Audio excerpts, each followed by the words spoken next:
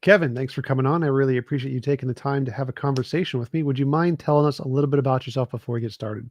Yeah, pleasure. Thanks for having me, Tom. Sure. I am a professor of philosophy of religion at Asbury Theological Seminary that's located in Kentucky. I've been teaching there since 2006.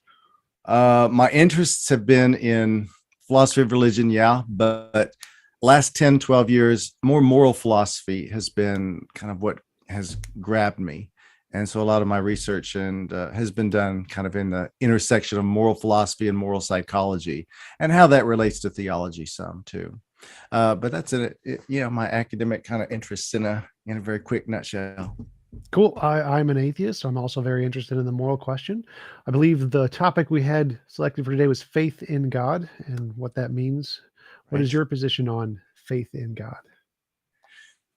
Well, you mean, do I have faith, or do you want me to try to define it for you, or is my understanding of it? Yes, both, either the same. So I do consider myself a person of faith. I sometimes kind of cringe at saying that because I fear that it's going to be immediately heard certain ways. So I'd be happy to give an account or talk a little bit about what I understand faith to be exactly. But maybe I usually begin by saying a few things about what I don't mean. So that word faith is usually used to try to capture a number of very distinct concepts or ideas. So sometimes it's used just to talk about the Christian religion. So the Christian faith and the articles of faith, these 20 things kind of outline what it is to affirm Christianity as opposed to any other religion or worldview. So that's the faith. So that's the first sense. A second sense is sometimes Christians talk about an attitude of hope for the future. It's meant to be a hope rooted in what we believe happened on Easter weekend, the resurrection of Jesus Christ. But it's a forward-looking kind of hope for the future. So Hebrews 11 in the Christian Bible talks about the great people of faith who looked forward and allowed that future reality to impact their current experiences, and it filled them with courage, and they were able to withstand persecution and all the rest. So that's the second sense of faith. Sometimes it's just kind of an attitude of hopefulness toward the future. And then thirdly, related to that, Christians do identify it as one spiritual gift. Some people within the body, the church, seem to have an extraordinary ability to see light at the end of the tunnel, even when things get really dark, and they're able to encourage other people. So those three senses of faith, I outline them to say that that's not what I'm talking about. Now, these get mixed together all the time, but that's not really what I mean when I say faith. What I've been interested in is the question, and this was my dissertation on largely this question. What is it that a person decides to do when one puts one's faith in God? Say, if I'm a Christian, I put my faith, Tom, I tell you, in Jesus Christ. What does it mean? Like, what do I decide to do when I put my faith in? And Christians have usually seen this as a dividing line, if you will, between those who have a certain kind of positive relationship with God and those who don't. Well, it's those who have put their faith in God. So I've been interested in that question. What is it to put one's faith in God? So I would say that, yes, I've put my faith in God, and we can unpack as long as you want what I think that means and what I think I'm doing when I'm putting my faith in God.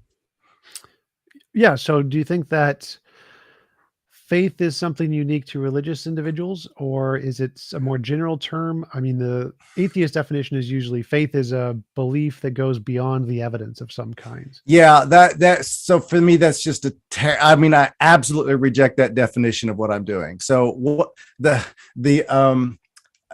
so your original question was, can a non-believer have faith in certain things? Well, yes, you can have allegiances, you can have commitments. I would certainly see faith. I think those are a lot better synonyms for what I think I'm doing when I put my faith in God. Allegiance, commitment, something like that, rather than mere belief. So my whole dissertation largely was, I'm glad you zeroed in on this, because my whole dissertation was trying to resolve what was a dissonance in my mind. And the dissonance was that, uh, just to make it long story short, faith and belief seem to be equated. I was told that we could put our faith in God. We were encouraged to put our faith in God, but I became more and more convinced of philosophical arguments that belief, and we'd have to make some qualifications to this, but belief is involuntary. Like, we find ourselves believing things. It's not the kind of mental state. And again, I'm just going broadly here. We could talk about details and potential exceptions, but it's not the kind of mental state you hold by choosing to hold it. You find yourself believing things. So I was kind of exercised with the question, if belief is involuntary, and if we're all encouraged to put our faith in God, and goodness, if God is going to judge us on whether we put our faith in him, and belief is involuntary, and a belief is a part of faith, if not to be equated with faith, then that seemed to be a huge amount of dissonance in my mind. And I wanted to kind of like come up with my own account of what I thought. Not that I'm inventing the wheel, but I wanted a better account of faith than, mere belief. I just think that's a terrible thing to equate those two for various reasons. I think that, but. So what is the difference between faith and belief?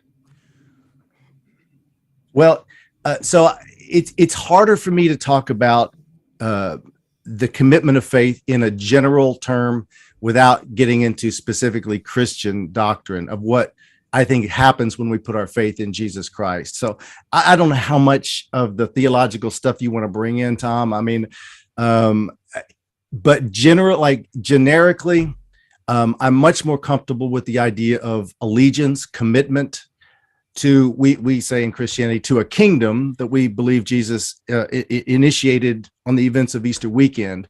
He inaugurated this kingdom.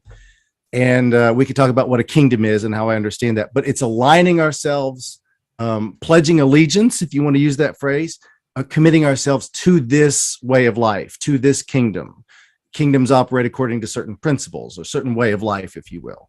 So in that sense, that would be a generic, we can make our allegiances, our commitments to certain ways of life. Yeah. In that sense of exercising faith, I would say this is a broad, Christians and non-Christians could exercise it. But that would be how I would understand faith, more of a commitment and allegiance to certain principles, to a certain way of life, to certain goals or purposes. So a lot of the atheist community, specifically Aaron Ra is a big proponent against faith. He says it's the most dishonest position ever, or something along those lines.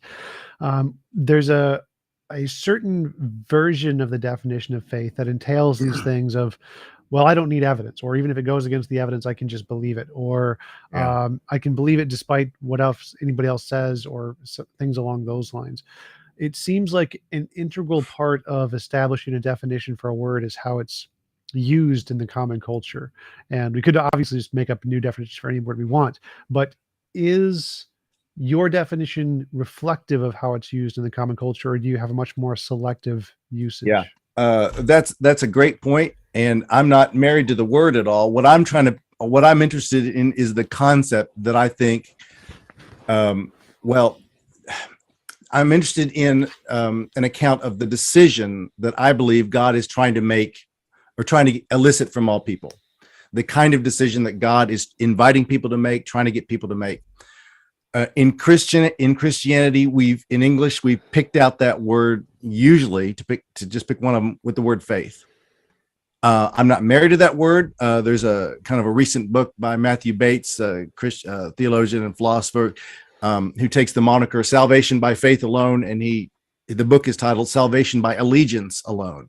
And what he's trying to get us away from one of the things is equating faith with belief and saying, look, this has always been something that Christianity has taught, that it's more of an allegiance. It's more of a commitment to what we believe is a tri-personal God, but to building a kingdom. Yeah, if you want to make the point, and I think it's absolutely a fair point, in popular belief, or popular culture, I should say, colloquial language, we equate faith and belief. And that quote you had presupposes it's irrational because it presupposes the kind of equating faith with belief. Yeah, I concede that it's usually used like that in common culture. And I, for various reasons, I think it's a terrible definition, but for theological reasons, I think that. I don't get to, you're quite right. I don't get to decide that. Like language doesn't happen because I decide it's a publicly, like, I totally agree with that. So I don't blame other people. My kind of focus has been blaming Christians for going along with this, for giving the impression, if not outright saying to people that it's a matter of what you believe. And for various reasons, I have a problem with that. One, it sets people up for failure. Because if the message, like if I'm a Christian and my message to you, Tom, is try harder to believe it. Well, I've done you a terrible disservice, I think. I mean, any earnestness you might have for exploration would be quickly vanquished when you get home and try your hardest. And well, I guess it's just not for me because I can't choose to believe. So I have a problem with Christians who equate the two. And I don't mean to be mean about it. I just want to encourage Christians to maybe use better language. But I don't blame people in the popular culture for equating faith with belief. Yeah, it's usually equated in everyday conversations. Yeah. So it sounds like your definition is essentially like a conviction towards an ideology. Is that an accurate portrayal? Yeah. I mean, and I would say a little bit more active than conviction, because I could be convicted and just be a lazy person or a weak-willed person, never follow through on anything. But allegiance is a good word. Conviction, though, allegiance, faithfulness. I like faithfulness better than faithfulness to a cause or a set of principles, or theologically, I would use the language of the kingdom that I believe Jesus has inaugurated. Yeah. Yep, that makes sense. So I definitely would agree with, I think your definition is more rational than the typical way it's used in the common culture, because given the typical way, I can understand why atheists have a revulsion to it, because it seems like a scapegoat kind of a definition. You mentioned that we don't. And can I just interrupt you really quickly, Tom, just to say one more thing? Plus, it's an easy answer to those who are in and those who are out, like the good folks and the bad folks. Well, just check what they believe. Yep. Anyway, and I mean, for various reasons, I bristle at that. Yeah, I think there's a huge issue in the common culture of the in-group, out-group bias. And if you don't believe or say X in the right way, you're evil, you're bad. I've recently had several debates on, is saying trans women are not women always transphobic? And even just bringing up the question, you get labeled as a transphobe. Doesn't matter what your argument or your position is. You just take the bad position, you're evil. You did bring up the question, do we choose our beliefs versus, and you were contrasting that to faith as if there's a difference. We don't, or we can choose to have faith in a different way than we choose to have beliefs. Well, I believe that the act of faith is the kind of decision that both that we are capable of making, whereas the act of choosing to believe is not, except in very imaginative scenarios, something that's, one, psychologically difficult, if not impossible, and two, I think there's actually logical problems, except in very kind of outlandish thought experiments. There's logical problems with the idea of choosing to believe something. So yeah, I reject that, but I think I want to reserve a role for the will and for voluntarism in the act of faith. But now we got to do the work of distinguishing the act of faith and belief. So I think there's an account that I would offer of explicit faith in Jesus, but the Christian tradition is, for a long time, 2,000 years, also talked about the possibility of implicit faith. Are some people responding to God without actually forming beliefs about Jesus? So could you implicitly be making a decision for God, or actually responding in some way to Jesus without recognizing it? So those are the kinds of issues that I wanted to explore. Kind of, you got to pick a subject for 4 years of your dissertation. I thought, well, I could, that could keep me exercised for 4 years. I probably would have picked like video games or something, but well, you can go that route too. Whatever keeps your interest is the key thing for 4 years. Yep, that's what's important. So, from a naturalist perspective, beliefs and actions, neither one of those are chosen. They're not like, there's no like. Well, no. Why would actions not be chosen? Well, to us, it's deterministic. It's very determined. You make actions based off of the chemicals acting in your brain, and so any beliefs you have, it's like saying, if I give you a significant amount of evidence that the world is round, you believe the world is round because of the evidence. Your brain is determined that if you're presented with a whatever the evidence is, it will cause the correct things to fire in your brain for you to accept the belief the world is round. And the same thing requires the same thing for action. If you're given the correct inputs, it will cause the action in the same way that the correct inputs will cause the beliefs. And so it seems like there isn't a substantive difference from the secular perspective between us not choosing our beliefs and us not choosing our actions.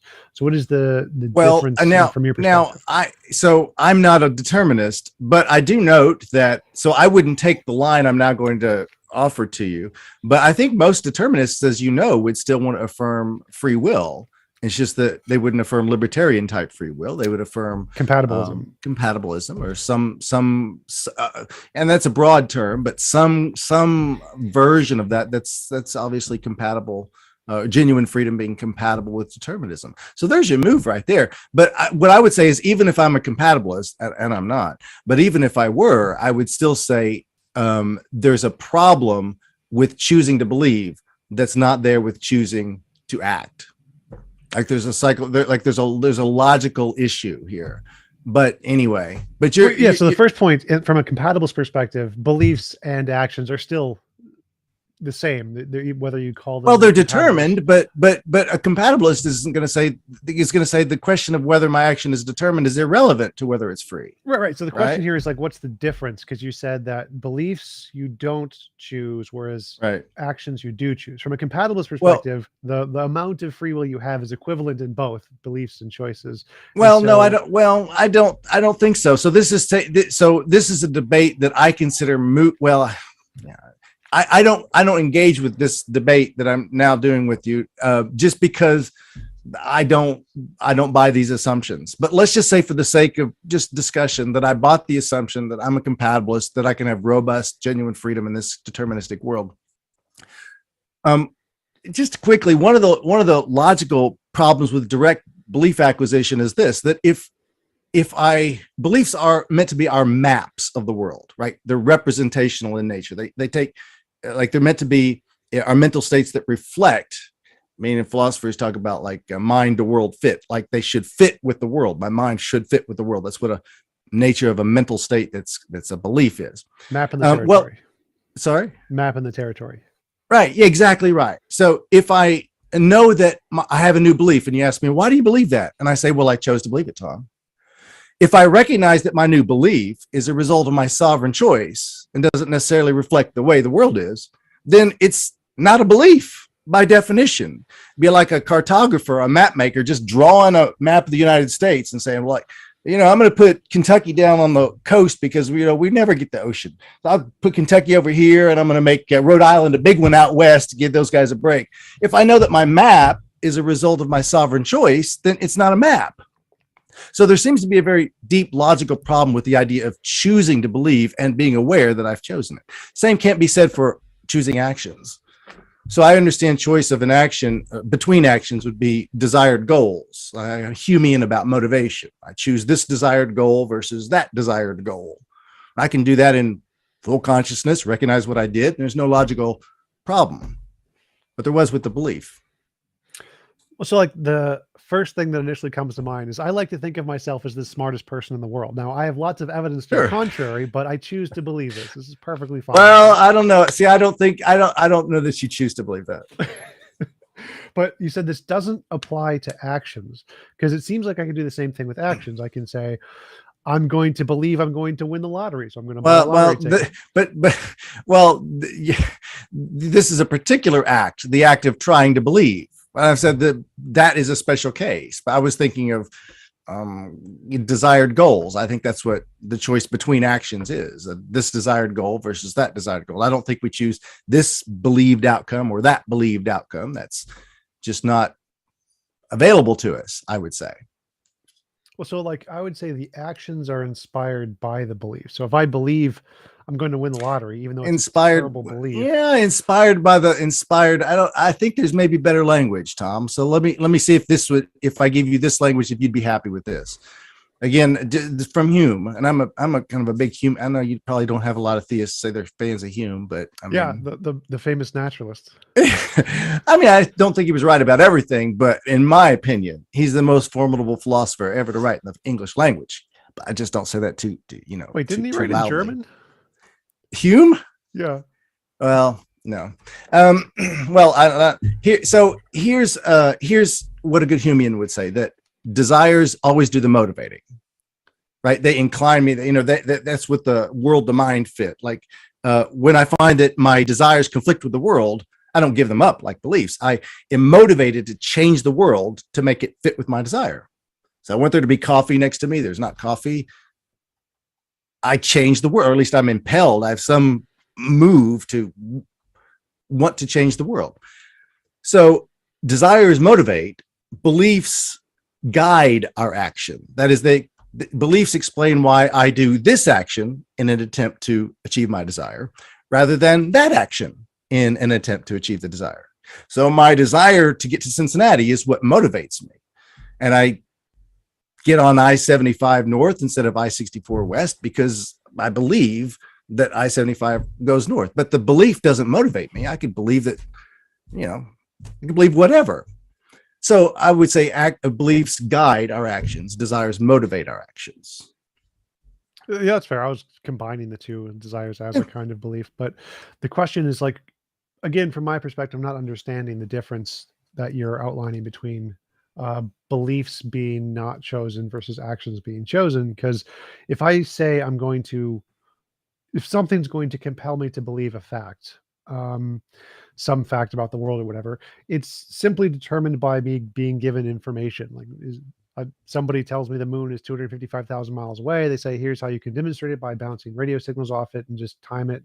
I'm given that information. My brain will then automatically believe the moon is 255,000 miles away. And the same thing seems to be done for action. So if I have a desire, whatever the desire may be, and I have some beliefs about what will achieve that desire, if you give me enough information that it's highly likely to be successful, then it seems my action is going to be equally as much determined as my belief. Why would that be so? Why would that be so? Well, if you told me I was going to win $1 billion by pressing the red button, I'm pretty much automatically going to press the red button. It's like, well, so right. Well, there's a few points here. One, we could certainly act with a very weak belief, couldn't we? I mean, like the classic one about the Indiana Jones in The Last Crusade, where he, tries to step across the chasm. Are you familiar with this movie? It's always thrown up in those clips. Yeah. So it's not the father is saying, you got to get yourself to believe, or he says something like, you must believe, boy, or something like that. It's not a matter of that. It's a matter of his goal is so important to him that even if he thinks there's a 10% chance of surviving, he's still going to do it. I mean, this happens all the time. I've done this before. I could give you examples. There was one time, Tom, I was a groomsman in a wedding. This is like 25 years ago. And it was like half an hour before the wedding. And they realized they didn't have the book. People were starting to arrive, where you write your names. And so the apartment is five minutes nearby. And he says, Kevin, go and get them and get back for the wedding. And I go, driving like 90 miles per hour, just on the loop of the city, and get to the apartment, and my car dies and it won't stop. And it's just like this terror. And it's in the middle of summer. I'm in a tuxedo with a pink bow tie. It's just a nightmare. It's like one of these tension dreams, but it actually happened to me. So I start flagging. I mean, I didn't have anything to do. I start flagging down cars. And the first, three just gotta, don't roll down the window, honey. They think I'm a crazy guy. So I thought probably the next car has maybe a 20% chance of stopping. But it was still, the important point was, I believed that was my best chance of achieving my desired goal. So I would say the same thing, just to take it back a little bit to faith, that it seems to me that the level of belief I need to be a Christian is simply that by aligning myself with Jesus, that has the best chance to achieve the goals that I have, as opposed to any other action. So how strong does that belief need to be? Well, it could be, it could be less than 50% in principle. The crucial point is, I believe that's the best way to achieve my goals. And what are those goals? Well, people have faith for a number of reasons. They want direction in life. They want, some people have, are racked with guilt. They want forgiveness. Some people want to meet their creator. It could be any number of compatible ultimate goals for aligning myself with Jesus. But my point was simply that this could be compatible with weak belief.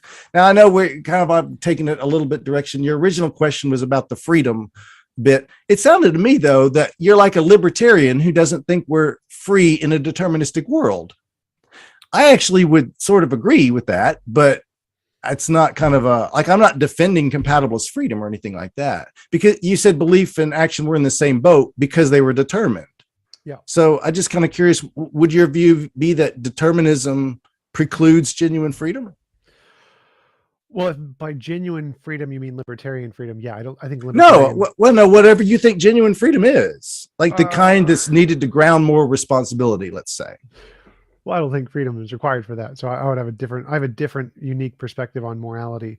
But I grant the compatibilist view just because it's fine. I think it's Okay. fine, but I think it's just determinism. It's the same thing as determinism. It's just classing things differently in determinism. But from my perspective, like I grant that there's a like game theory relationship between desire and belief, and that if the reward is high enough, you're willing to take a risk that you probably wouldn't take for a lower reward at a lower chance of it being successful or whatever. Yeah. But I'd say the same thing happens to belief. So, for example, we see people who are flat earthers. They believe the world is flat, even though all the evidence goes against them because it achieves their goals. Well, no, all of your evidence would, maybe all of my evidence, but I take it that, so, well, a few things. One, willful blindness may be a part of this. I mean, this is a hugely important topic. I think self-deception and the way we can come to get ourselves to believe things by trying to just turn our attention away from and avoid uncomfortable truths. So I'm like big on the phenomena of self-deception and kind of coming to believe things. You know, the mother in the court who believes the son is innocent of drug charges. You know, my baby, that there's no way that my little baby just a few years ago was such a little innocent child. There's no way that he could be a drug dealer. And they really believe it because it's just too uncomfortable. So I would say a flat earther might have their evidence, like that's their reading of, let's say, the Old Testament or so, the creation story in Genesis. That's their reading of it. And they think what God has revealed is most certainly true. And I would agree with that too. And they think God has revealed that because, I don't know, their pastor told them, or because, I don't know, whatever. So I would say that they probably think they think there is good evidence. It may not be like evidence coming from certain quarters, but it'd be the evidence of authority or someone who knows enough to know, even if we don't understand it. God knows enough to know, even if it seems to befuddle the best human minds. Anyway, that's probably how I would explain their belief, other than simply choosing to believe it. Yeah. So for sure, but I'd say that that bias exists in us, which causes us to prioritize certain evidence over other evidence. Oh, And I'm that with you, bro. same bias exists when it's to prioritize certain actions over other actions. And so if we're trying to say that there's a substantive difference between choosing a belief versus choosing an action, I'm not sure what that difference is. Right. You know, yeah, we'd have to kind of spell out a lot of, I think, some details here. To prioritize a certain belief, I mean, that's kind of I take it what you mean by that is there's a certain belief that's comfortable to me, and I have a hard time admitting other evidence contrary to that, and I don't want to look at it. And so I'm inclined, and, you know, Francis Bacon famously, whatever a person desires to be true, that he more readily believes. I mean, it's like, and this borne out in all kinds of everyday situations. I'm totally with you on that. But is that a matter of prioritizing a belief and choosing to do something? Yeah, well, there's a certain belief that is attractive to me that I'd like to hold. And you can put it in terms of, I don't want to admit these other evidence, or I continually turn my attention away from the other evidence, but I get to the point where I genuinely believe it. Here, just a quick example. You ever watch like a sports game with fans of each team in the room, like the different teams, and each one is screaming, saying that the bulk of the referees' missed calls are going against their own team? Yeah. I mean, it's extraordinary. And they believe it, right? Like they believe it. So I'm with you on the bias bit. But when you talk about prioritizing actions, it's just that, see, I think this is the nature of choice. At any one time, I've got a range of desired goals. And free will is choosing between desired goals. Now, I know you might come back and say, but I think it's all determined. And okay, I mean, this is a different problem than the logical problem of believing and realizing I've chosen to believe it. It's a different kind of problem, but I would, my personal opinion is determinism would undermine genuine freedom. Most naturalists don't believe that, but they tend to be compatibilists, as you've noted. But anyway. Yeah, well, we've gone on. I've got 7 minutes left because I don't have Pro of Zoom. So when it ends, I'll just send you another link. Okay. Email it to you. Okay. So tell me about more your view on morality, because you said that's what you've been focusing on for quite a while now. Well, oh gosh, that's a pretty open-ended question, Tom. I don't even know where to begin. Drowning babies, good or bad? I'm sorry, did you say drowning babies? Yeah, drowning babies, is that good or bad? Morally good or bad? I would say that it's bad. It's bad for the babies, and certainly bad. Period. I don't know where to begin. I am a welfarist. There are many people who think that beyond what's good and bad for people, there's just intrinsic goodness, like irreducible goodness as a property. I'm a reductionist about that. I don't believe that. In my personal opinion, I don't think that property, the property of goodness simpliciter, features in our best explanation of the world. But that's a kind of a I tend to be metaphysically like in normative properties, very much a reductionist about these things.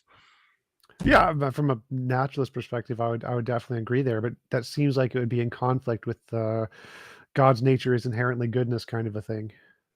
Well, inherent goodness. Yeah, I hate to be a cop out. I'm still not sure exactly what that means, because I ask different people and you get different answers. I would say God is the source of life, and He's certainly good for people. Well, I would say, yeah, but in addition to being good for people, good for creatures, bring them abundant life and whatever, participating in God is to have life and all. But aside from that, He's just good as an irreducible property. I don't know what that property consists in exactly. Yeah, I would totally agree. I think like the way I like to phrase it is I ask, like, is something good because we ought to do it, or ought we do it because it's good, to try and outline that whatever morality or whatever goodness is, there has to be some set of properties that like make it up, identify what goodness is. And just saying that there is goodness in and of itself isn't really a meaningful statement.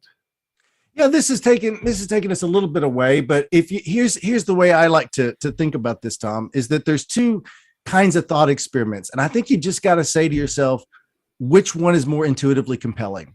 So the first is that if someone destroyed a beautiful Rembrandt painting or something, it was beautiful, it would be bad for people. People wouldn't get to enjoy it, future generations. But beyond that, it would be just plain bad. Something inherently beautiful, objectively beautiful, would be destroyed. And some people just find that intuitively compelling. The other thought experiment is, and so Robert Adams and others puts forward thought experiments like that. Who's the guy? Wayne Sumner puts forward this one, though. If you were to tell me that this world A, is better than world B, but you couldn't tell me any sentient creature who can experience a well-being. So like Thomas Nagel's What's It Like to Be a Bat, someone that can experience their life as going well for them or poorly for them. You can't name me any person, any creature, any being in world B whose life as they live it, as they experience it, is any worse than in world A. I'm at a loss to see why I should prefer world A to world B. Now that experiment I find more intuitively compelling than the first one. So I tend to be very much a welfarist. Something is only good if it's good for someone. Yeah, I totally agree. I think those are really good examples. How would you measure what is good for someone? What do you think is the criterion to establish one world is objectively better than another one? This is where I want to put objectivity and morality. I think there are truths to how humans flourish. I think we have cues and clues of it all around. For me, the Christian description of perfected relationships is largely what compels me to be a Christian. The way that we enter into these perfected relationships, that they have to be based on truth, a shared narrative together about exactly what we've done to each other, for each other, good or bad. They're only entered into through self-giving love. When you have this mutually self-giving love, it's the only way that a range of potential defeaters to a perfected relationship: resentment, jealousy, all these other things. And Christianity, for me, Jesus in his teachings paints a picture of those perfected relationships that I find more compelling than any other kind of picture of human perfected nature that I've ever read. And so that compels me, if I were to say just in one sentence, that compels me to be a Christian. The vision that I think Jesus gave us of how his kingdom is built, the kinds of perfected relationships. But I do think there's a truth to how we flourish. I mean, we all have individual differences. Maybe you do it through poetry, that brings, and maybe I kind of, I do not do poetry. I'm not. Well, then remember, pick a different example. But dare you you know what I mean? my honor. There's a lot of individual, ways that I might flourish, but I think there's some important commonalities having to do with love, self-giving, this kind of thing. And so I would say something is objectively good if it is in fact good for someone. And I can be mistaken about what's good for me. Clearly, I mean, the old adage, be careful what you wish for. We can certainly be, but that's an epistemic matter, of course. And then the question is, how do we find out about this good life, the good life, and what is possible? Is it possible that there could be a God and a heaven and all this kind of thing? Or maybe we have to settle for something a lot less. But I think that would be, for me, the important question. How do people flourish? Or sentient creatures? Now, I don't want to just confine it to humans. I mean, any person who has a well-being, who can experience their life going well or not well for them. That's what I think is fundamental to morality. Yeah, I would definitely agree there. And I would say that given any definition we come up with whatever flourishing and well-being are, it seems in conflict with a lot of the things in the Bible if we take it literally, like world flood, global flood, Sodom and Gomorrah, turning people to salt, those kinds of things. And it seems on the surface, I would agree with you. I think a deeper dive, I'm not. If I were convinced of that, I certainly wouldn't be a Christian. Right, that's why I'm not. Because of the Old Testament stuff. Well, because of, it seems, if there was a perfectly good being who could maximize well-being, maximize happiness or whatever, right, it seems like there are clearly logically possible worlds to achieve any possible greater good without having murder, rape, child cancer, etc. We just pick any bad we want and we can get rid of that. And it seems like there's always going to be a logically possible world where you can have all of the positive benefits of well-being without child cancer. And if that's the case, then it seems necessarily that either whatever the reason is, it has to be beyond human comprehension. So just beyond a logically possible world, which just seems ridiculous. Or God must not be all powerful, ability to do anything logically possible.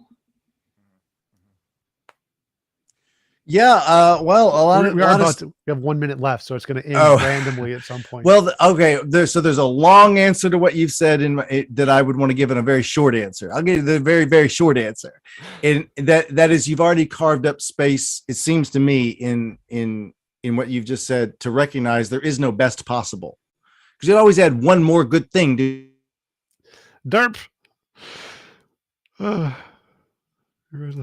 Well, please return after this commercial break. Lols.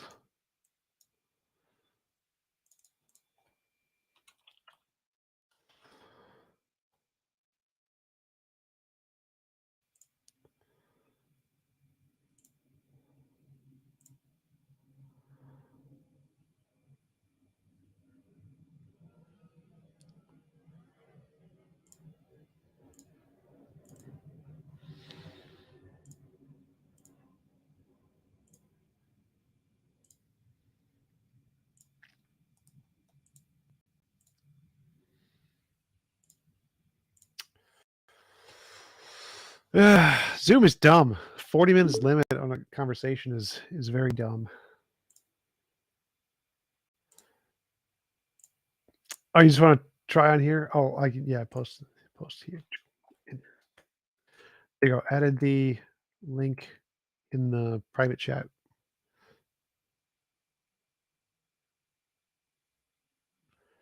You see it? Can Kevin? Is my audio? Yeah, it is.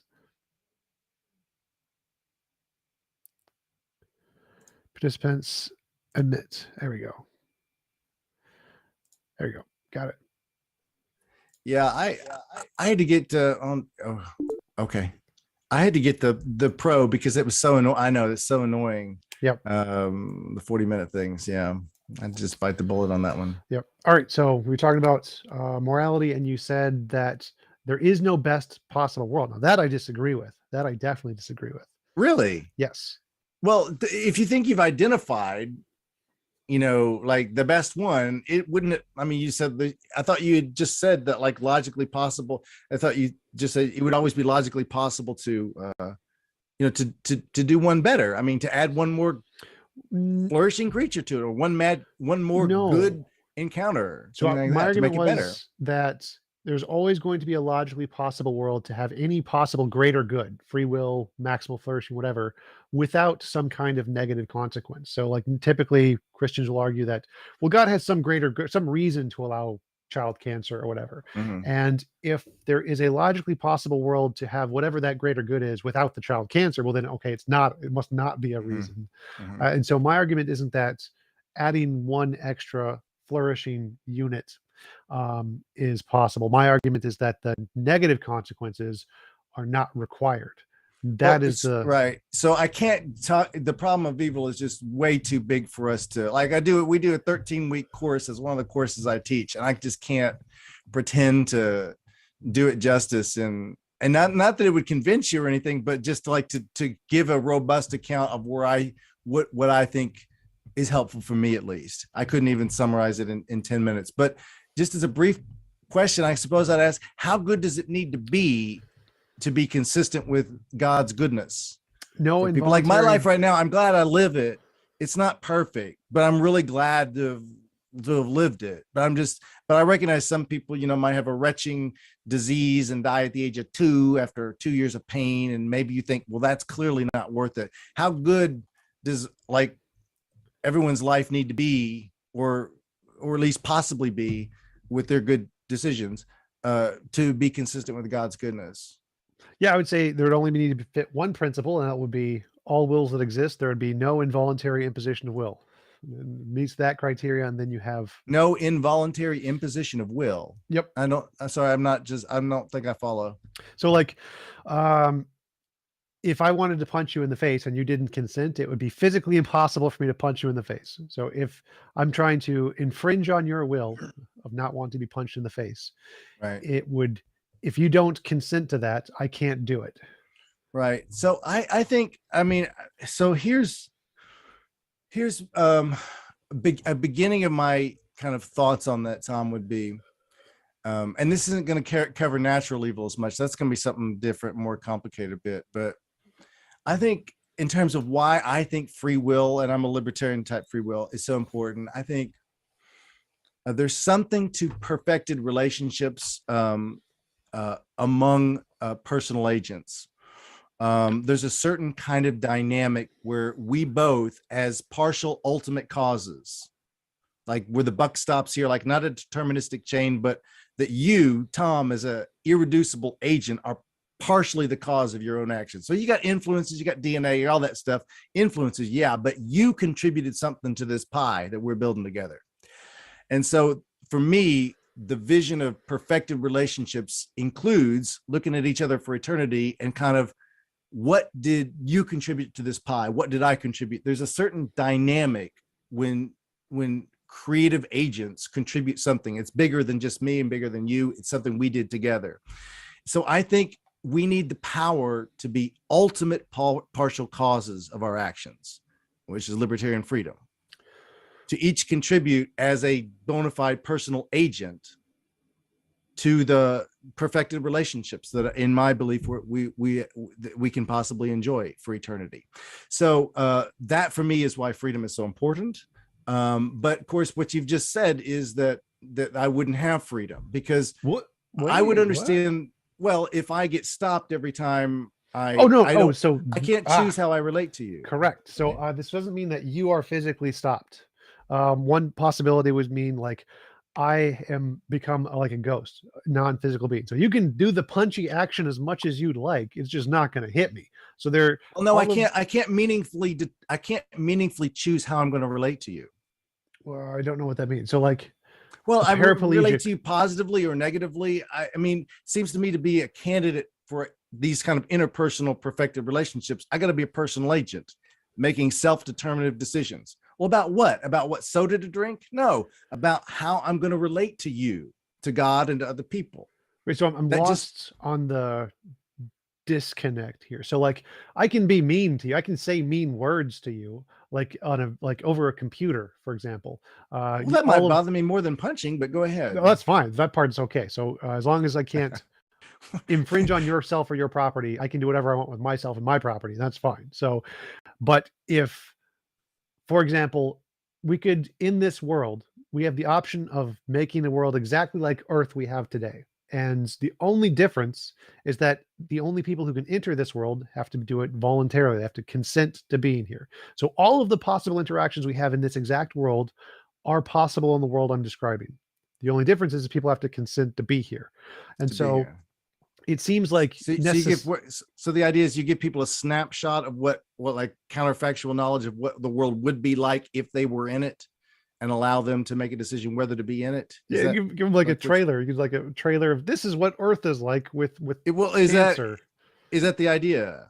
Sort of, yeah. So it's like Okay. people have access to the knowledge to know what the world is like, and they can consent to like have a disclaimer, one of the like 5 million page things that the cell phone companies give you when you accept a phone, like check mark if you agree and you'd like to be here, or go to different company. And so the same thing would apply to possible worlds in this case, where you can say, I would like to be a part of the one as God designed it, exactly how God designed it, or be like, I'm going to go with the one without the child cancer and the murder. Those, yeah, I can deal without those. I'm good without those. And Mhm. so, in this possible world, all such interactions that can happen in this world can happen in that world. But the second thing is that it's you bring up this argument that there needs to be some kind of an interactivity between people for it to be a meaningful relationship.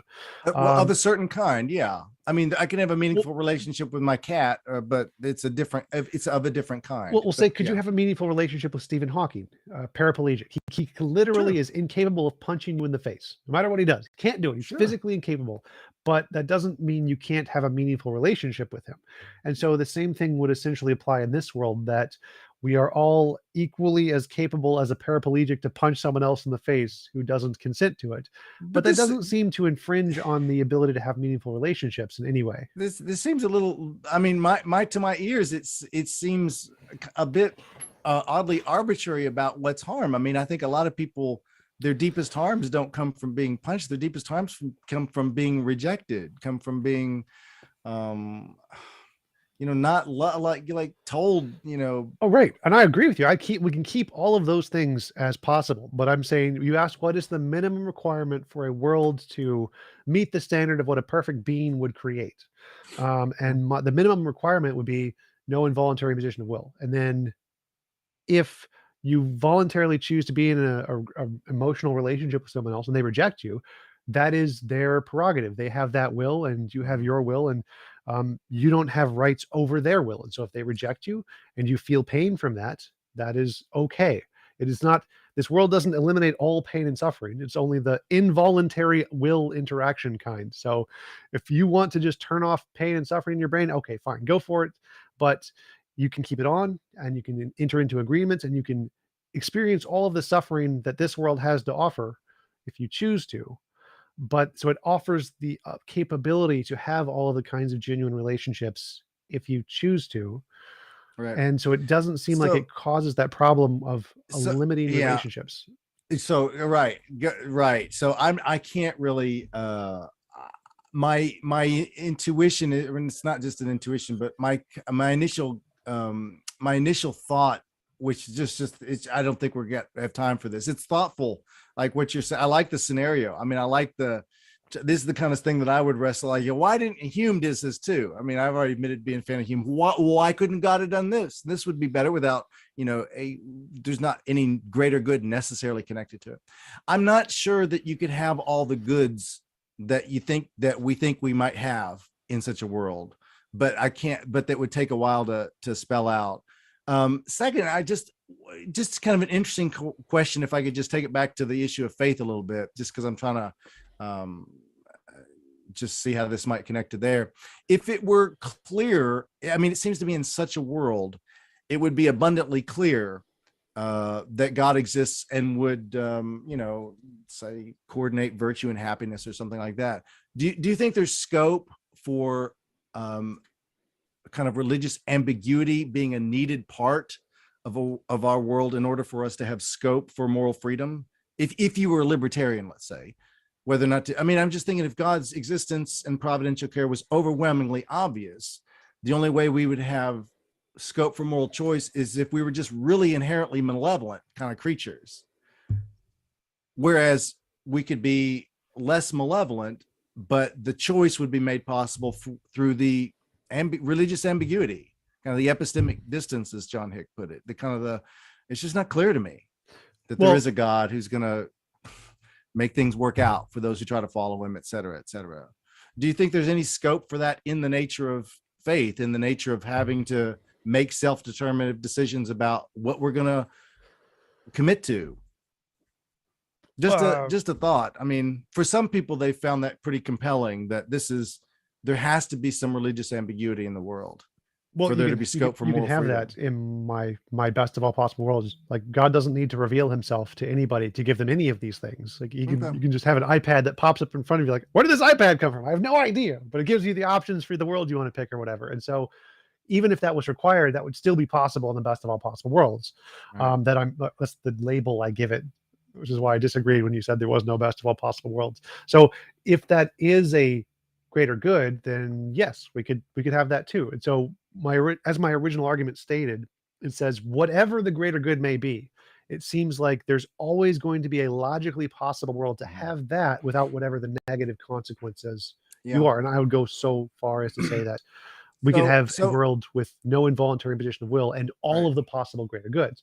And so if maybe next time we can go over what you think would make it so that the goods that you can't have in this world, because I've never heard a compelling case that I can't get a logically possible world with all of the greater goods anyone could ever imagine. Right. What about there's a completely different kind of approach, and it's a more maybe it's a more theological approach, if you want to call it that. But what the Christian tradition affirms, and I don't know, I used to not find this as compelling. People would say this, and I didn't really find it compelling. And I more do now at my stage in life. And I'm not trying to say like when you become wise like I am, and I'm not trying to say that at all. I'm just giving you my personal, this didn't really appeal to me that much when I was younger, but it does now. The idea that in Jesus, what Christians affirm is we don't have someone that came and explained like all these questions, which are legitimate questions, I think, but rather the strategy seems to be coming and joining us in the suffering and walking through us every step of the way. And arguably, maybe that's what we need more than the intellectual answers. Maybe intellectual answers in the end don't actually help nearly as much as we think they're going to help. And they might actually work against the kind of relational building that really enhances our long-term, or allows us to participate in longer-term relationships of communing with one another, empathy for one another, helping one another. I mean, part of it is, because we don't know, we have to help each other in the journey. So this kind of mutual dependence, perfecting of relationships. That's just a general thought. I can't flesh that out in kind of a. Well, I would actually agree a lot with that. So, suppose there was a God and the God had the option of giving us a pamphlet that had also all the answers in it or whatever, versus actually just coming down and solving all of the problems. Like, yes, solve the problems, just solve hunger. Don't give me a pamphlet. I don't care about the intellectual answers. Just solving hunger. it with our participation. I mean, if he wants to build this kingdom with us as part of it, so that we are like not equal creators, but co-creators of this kingdom that he's building, then it's going to be a lot more work, and it's going to be a lot slower, and it's going to involve God having a lot more humility and patience than just like the dictator who comes in and makes the trains run on time by crushing everyone who descends. So I would definitely agree that intellectual answers are not as important as pragmatic applications. And so actually putting in the work to make a difference is more important than giving people intellectual answers. But I think that the putting in the work method of Jesus' sacrifice was a bad method. It seems quite arbitrary, irrelevant, doesn't accomplish anything. There seems to be infinitely many ways to do it better. And the best of all possible worlds thing I described would be like what I think would be close to the pinnacle of what it should have looked like, rather than sending yourself to sacrifice to yourself on a cross. Well, right. So I wouldn't put it that way at all. So if you have the image of like there's the crass father who demands retributive justice, and the father has to, look, we got to satisfy pops because, he's gonna like crush you all. So I guess I'll do it. I'll be the scapegoat in that way. That's not my understanding of the atonement at all. I don't like I don't blame anyone for thinking that, because so my battle is usually with fellow Christians to say, look, let's not get entrenched in one particular denominational understanding, say, of the atonement. Ignore what the bulk of the Christian tradition has wanted to say, and make extremely dogmatic pronouncements that paint a picture of God that, frankly, I wouldn't want to believe in. Oh, right. There's a hilarious meme where it says Jesus was a Jewish zombie who was sacrificed to himself because a rib woman ate from a magical tree from a talking snake or something along those lines. Um, but so I agree. I think the doctrinal thing isn't really important here. But if we take the minimal facts of what is entailed in the Jesus story, that an aspect of God came down and walked the life similar to humans and experienced suffering as humans did for like 3 days or something or however long the torturing of the crucifixion took. But of course, it was the whole life of being, before that being, this.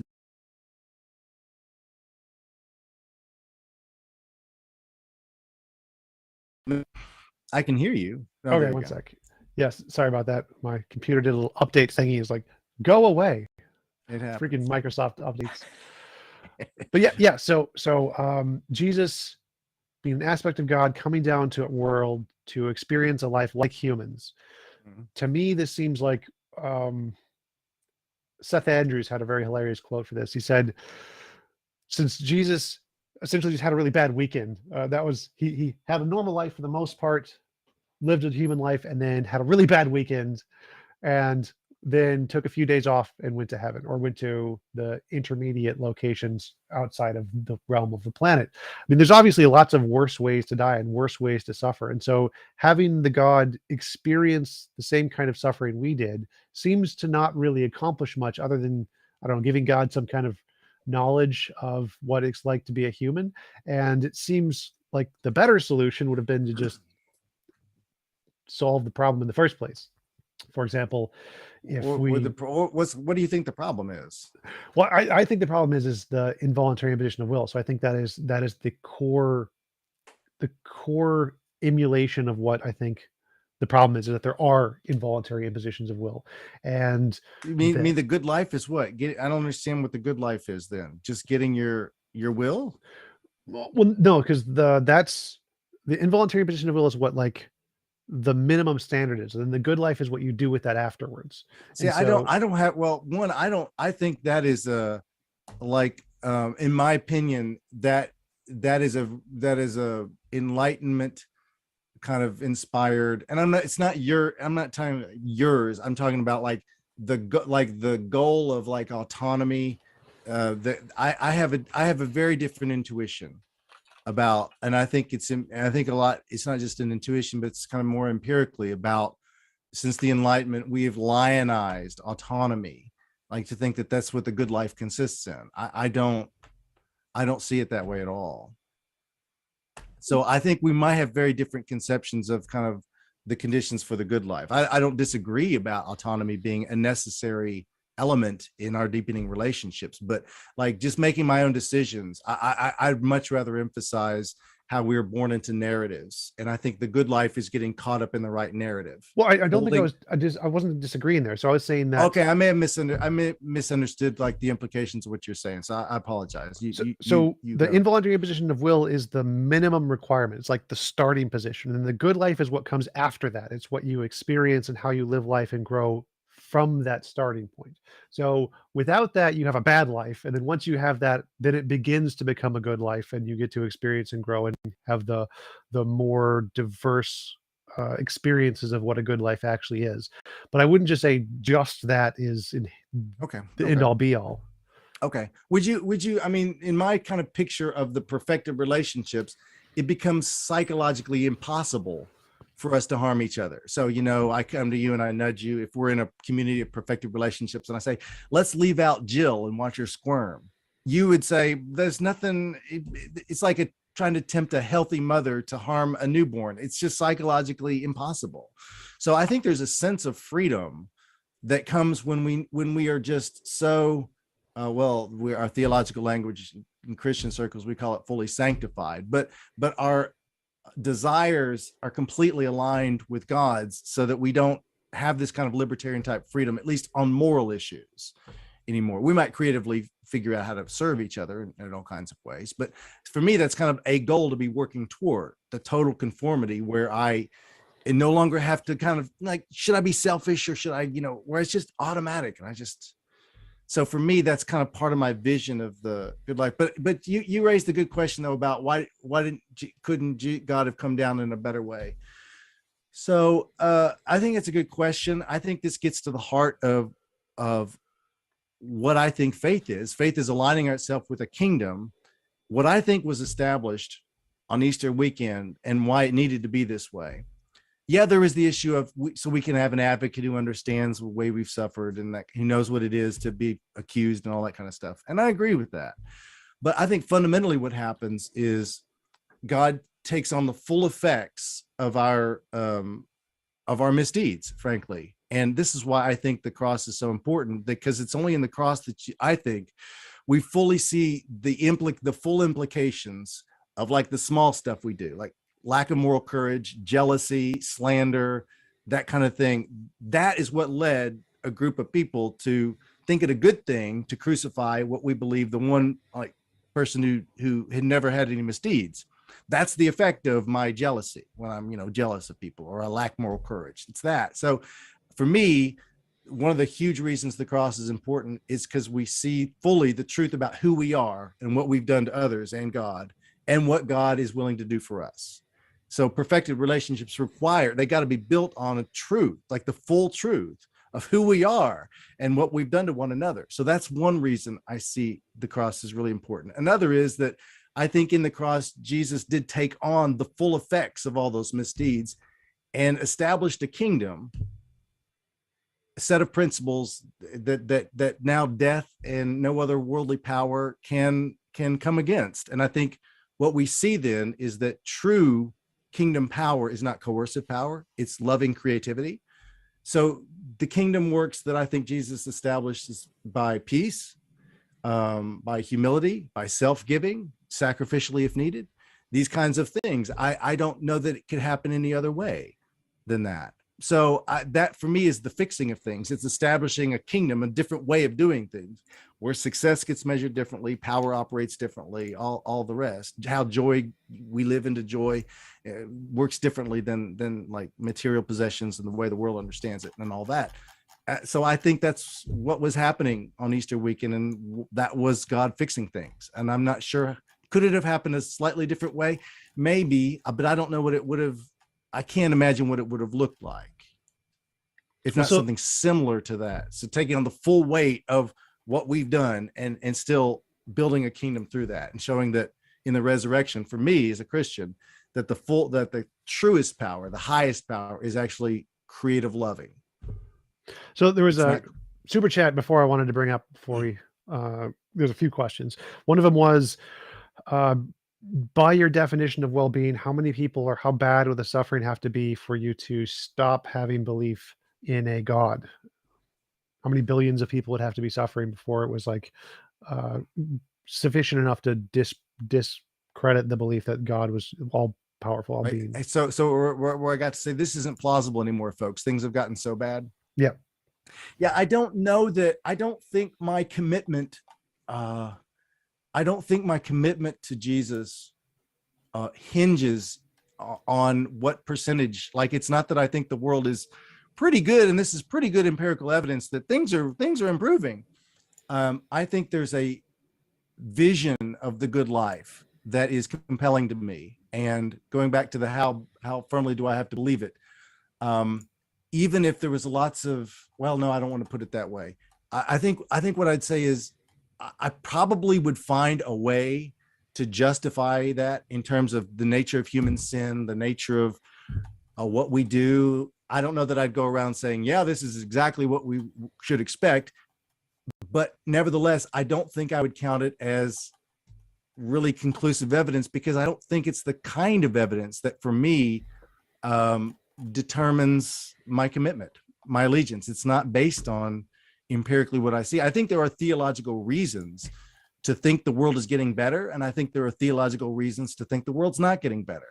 And I don't know, like, if you ask me, is the world going to be better in 100 years from now? I hope. I don't think I have a firm belief about that. I mean, I see a lot of great things going on, like there's floods in Kentucky where I live right now, and people are at That's the one of the store. great things that there's great things, and there's floods in Kentucky. No, what I mean, yeah, what the great thing is that people are outside all the supermarkets, collecting all this water and doing all this stuff. And it's like, I wish we could do this more when things weren't quite so bad, but it's great to see the camaraderie and people come together about this. That's great. And that gives me optimism. But then I turn on the news. I don't really watch the news anymore. And then I just get incredibly depressed, bro. I mean, I just like the world. I think the way that God is building his kingdom is in a different way than simply that can be observed as simply like empirically looking at the world, how much suffering there is. Like, I'm not saying that's irrelevant at all.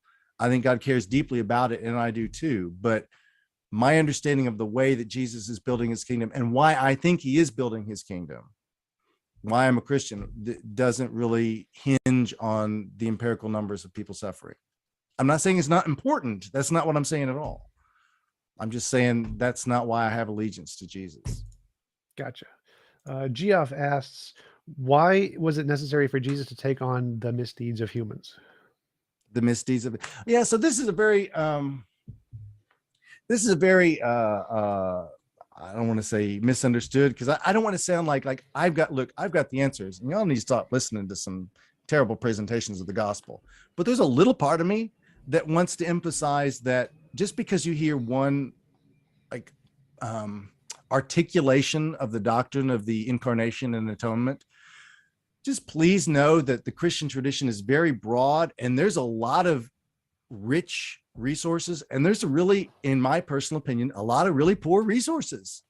So did Jesus take on our sins? If you mean it like the scapegoating, like he became, I know there's hymns like he became sin. If you mean like he somehow, and this, like, I don't know the metaphysics of this, but he literally became guilty because of our sins, I'm going to say, I don't understand what that means. Now, I know colloquially, you may have heard Christians say like he became sin and all this. I'm not comfortable with that metaphysics at all. I don't think you see that in the bulk of the tradition at all historically. Here's what I would say. He took on the full weight of the effects of our sin. This is where lack of courage, this is where control issues, this is where resentment and jealousy lead us, and giving authority to worldly powers is included in that. Powers to coerce, and this just the bad stuff of human beings. I mean, just to put it bluntly, I think he takes on the full weight of that, and still is able to establish a kingdom. So I think the crucifixion, it's not that Jesus died for our sins and he was rewarded with like the glory of being Lord of this kingdom. I think that is the inauguration. That is him becoming Lord.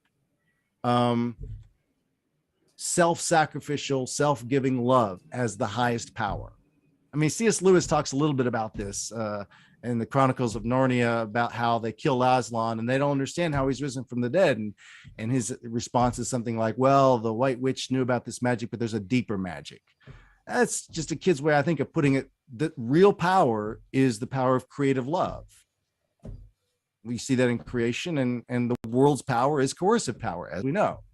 And so there's a triumph over creative love, self-giving over coercive power.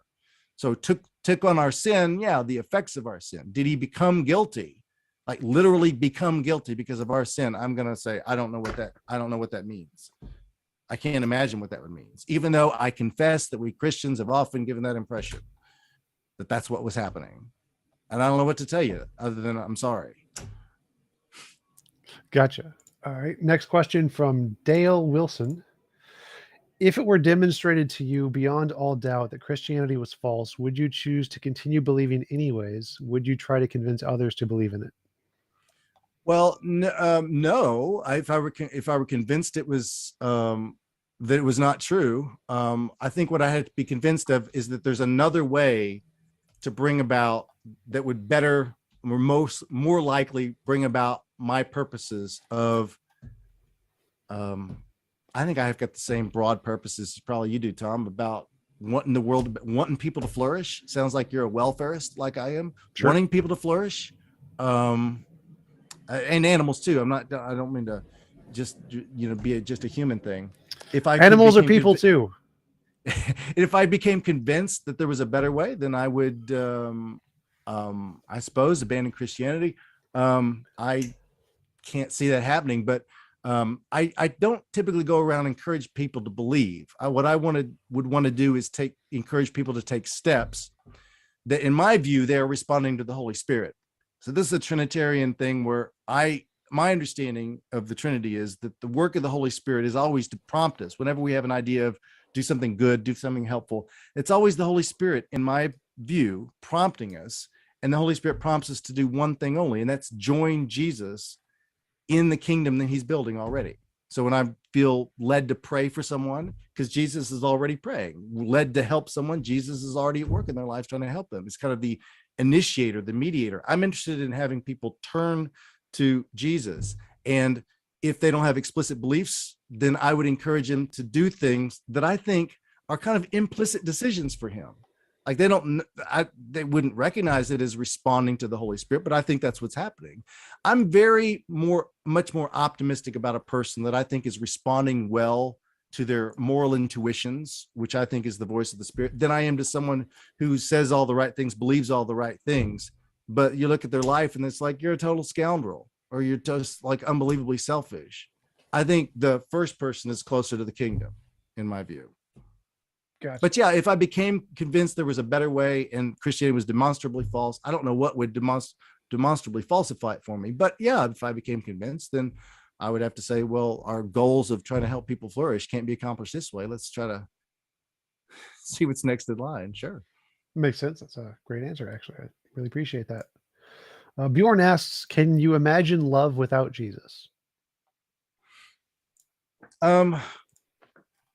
Yes, I can. But goodness, it sure helps. And it sure gives me a much deeper model and understanding of the kinds of things that can be loving than I would have otherwise had. And it makes me aware of the ways that, my sometimes good actions are, frankly, because they're comfortable to me. I mean, it's easy to help someone who's, just as easy example, it's easy to help someone who's really, really nice. The challenge is helping someone who's really annoying or who's slandered you or something like that. And so in Jesus, you got this person who's reaching out, continually giving to people who have their backs to him. And that for me isn't a huge challenge. It expands my understanding of love. It makes me realize that when I think I'm being loving, maybe I'm just kind of like, I'm doing it because it's not that uncomfortable to me. So can I imagine it without Jesus? Yes, but it's rather impoverished understanding of love without my understanding of the model of Jesus. Gotcha. Question from Vlad the Stoner from Twitch. Appreciate the Twitch follows as always. What are your beliefs on how old the Earth is?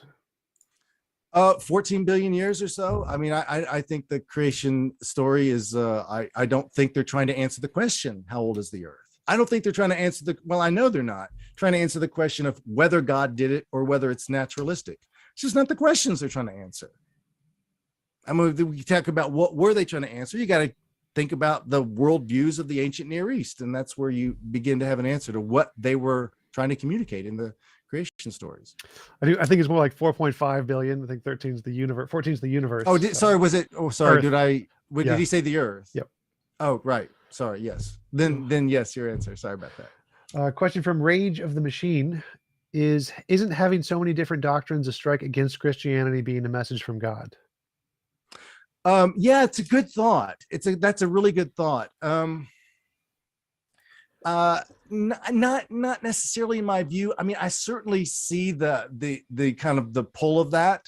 Like I think that there's something to be said for that. I think there's although also something to be said for the incredible ability of people to run with the narrative and for various less than perfectly motivated reasons run with certain angles of it because they like to control, because there's a certain picture of God, say, as a vengeful thing that kind of, aligns with what I like.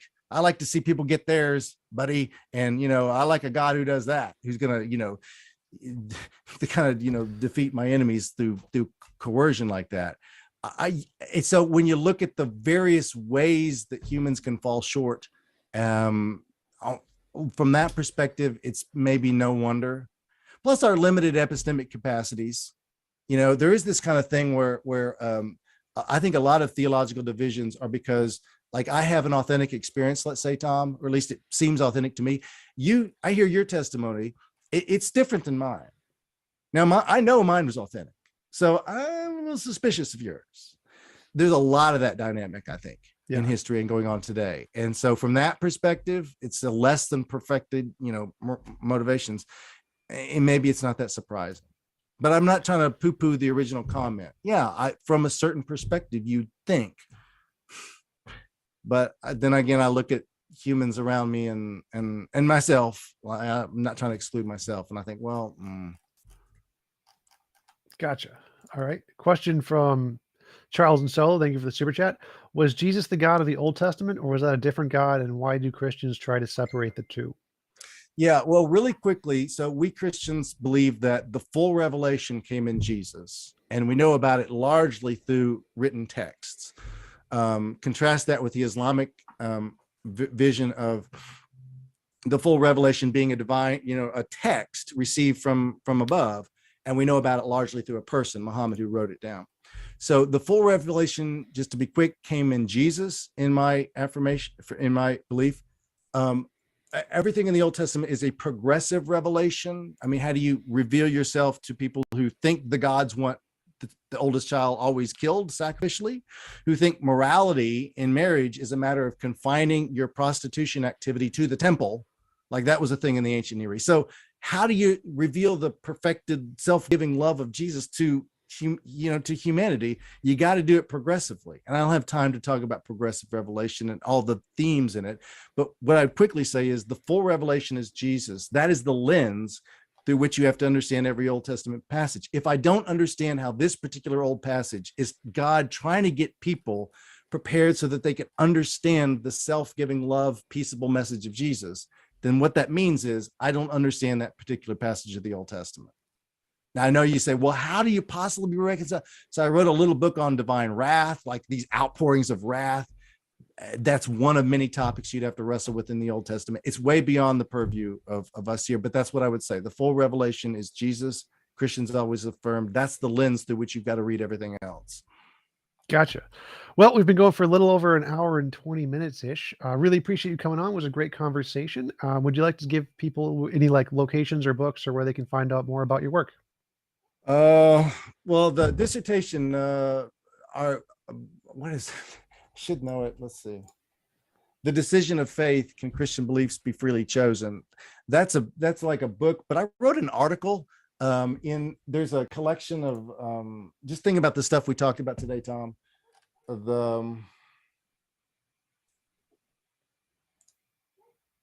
Sorry, it's somewhere on my shelf. I just can't see it. I think it's called The New Theists, like the New Atheists, something like The New Theists. I have an article, but what about the fate of the good person? Like, the good persons. And I talk about implicit faith. Like, what about non-believers? What kind of faith, if any, could they have? And I actually think they can have a kind of faith. Gotcha. That falls short of explicit, but they can establish some kind of positive relationship with God. So that article, the fate Zoom is about to crash on us again. So okay.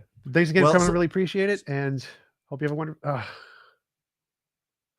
Oh well, it ended right at the end. It's close enough.